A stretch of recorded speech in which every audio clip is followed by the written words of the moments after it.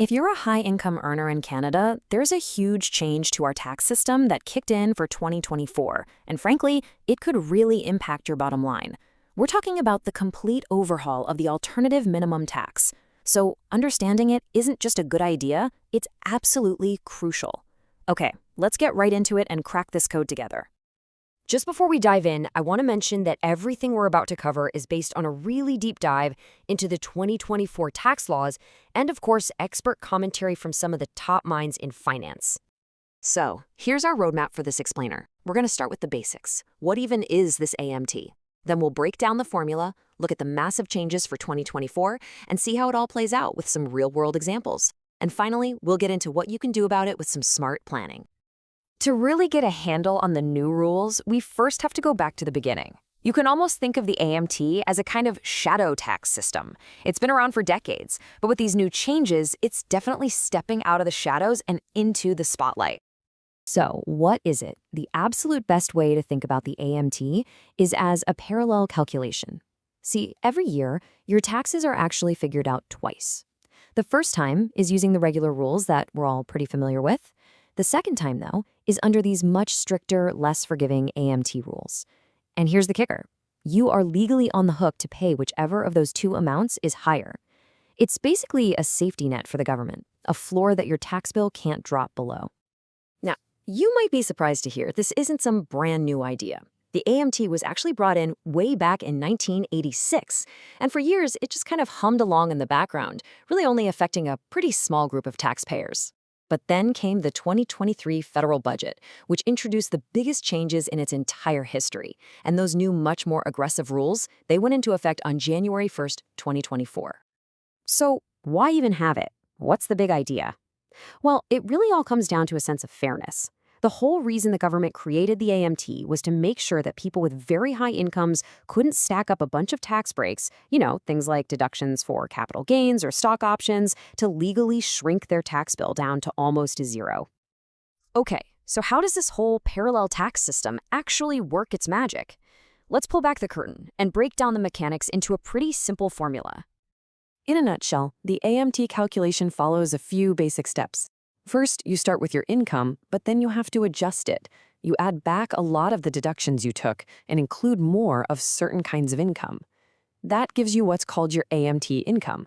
From there, you get to subtract a basic AMT exemption. Then you take that result and multiply it by a flat AMT rate. And finally, you can subtract a very, very limited number of AMT credits. Whatever's left at the end, well, that's your potential AMT liability. All right, now we're getting to the absolute core of it. The 2024 overhaul has completely changed every single piece of that formula we just walked through. This is where you're going to feel the real impact. And again, what was the government's official reasoning? Well, it was all about targeting. The feeling was that the old system just wasn't doing a good enough job of collecting tax from the very highest earners, especially those benefiting from things like tax-preferred income and deductions. This slide right here really tells the whole story of the reform. It all boils down to three key pillars. The old system, it had a low rate, a tiny exemption amount, and a pretty narrow definition of what counted as income. The new system flips that whole script. We're now dealing with a much higher rate, a way larger exemption, and this is the most important part, a significantly wider net for what counts as income when you're calculating the AMT.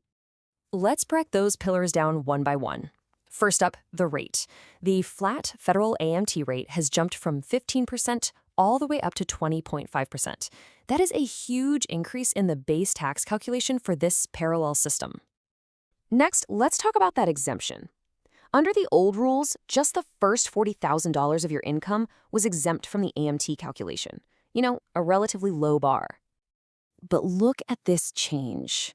The new basic exemption has exploded to over $173,000 for 2024. And this is a really critical piece of the puzzle. It's specifically designed to make sure that people with low and middle incomes don't get accidentally caught by these tougher new rules. The government's basically saying, look, if your special AMT income is below this level, don't worry, these changes won't affect you. And now, for the most complicated and honestly, the most impactful change of all, the broadened base. This is where things get really, really serious. So for regular tax, only half of a capital gain is taxed, right? 50%. The old AMT bumped that up to 80%. But now, it's 100%. A full 100% of your capital gain is included in the AMT calculation. That's a game changer. It's the same thing for employee stock options. Boom, 100% inclusion. Even charitable donations are getting hit. The capital gain on stocks you donate, so stocks that have gone up in value, that gain used to be 0% taxable for AMT. Now, 30% of that gain gets pulled into the calculation. And it's not just income. Key deductions are being sliced in half for AMT purposes, too. All this theory is great, but what does it actually look like in the real world? Let's run the numbers on two very different scenarios to see who actually gets caught by this and who doesn't. So, for our first case, we have the exact person these new rules are aimed at, someone who realizes a massive $2 million capital gain and also makes a very generous charitable gift of appreciated stock. Let's break this down. Their regular federal tax bill is about $240,000. No change there. Now, under the old rules, their AMT calculation was actually lower than their regular tax, so no extra AMT was due. Simple. But under the new 2024 rules, their AMT payable skyrockets to almost $329,000. And why? Because 100% of that $2 million capital gain is now in the mix. The bottom line? They now have to pay an extra $89,000 in federal tax. Ouch. Okay, now for a totally different story. Here we've got someone with a good employment income, $200,000 a year, who also makes a charitable donation of appreciated stock, but on a much, much smaller scale. And this is just a perfect illustration of how that huge new exemption acts like a protective shield. Their regular tax is about $37,500, but their AMT, it's zero. Under the old rules and the new rules. And why is that? It's because their income just doesn't generate a big enough AMT base to get over that new $173,000 hurdle. So for them, these changes have absolutely no effect. So if you're looking at that first scenario and thinking, that sounds a little like me, what can you actually do? Well, this new AMT world demands that you plan ahead. So let's look at a few key things to think about. Okay, a few really crucial planning points here. First, the AMT applies to people and to trusts, but it does not apply to corporations. That's a big deal. It could open up strategies like making large charitable gifts through a company you own. Second, the AMT does not apply in the year of a person's death. This is a really important detail for estate planning, especially if you're thinking about major philanthropic gifts. Third, and this is so important, any extra AMT you pay isn't just gone forever. You can actually carry it forward for up to 7 years and use it like a credit to lower your regular tax bill in the future. And finally, family trusts are now a new area of concern. Because of all these new limitations on deductions, a trust could get hit with an AMT bill even if it pays out all its regular income to the beneficiaries. It's something that definitely needs a careful look. We have covered a ton of really complex ground here. So what's the final word? What should you do now? I think the main message is pretty clear. This is not a do-it-yourself project. This advice right here is everything. You absolutely need to model out your potential tax bill under both systems, regular and AMT, especially before you pull the trigger on a big financial move, like selling your business or exercising a big block of stock options. Running a pro forma, or a projection, is the only way to know for sure if you're going to get hit with an AMT bill, and more importantly, how big it's going to be. And that really just leaves us with one final thought to chew on.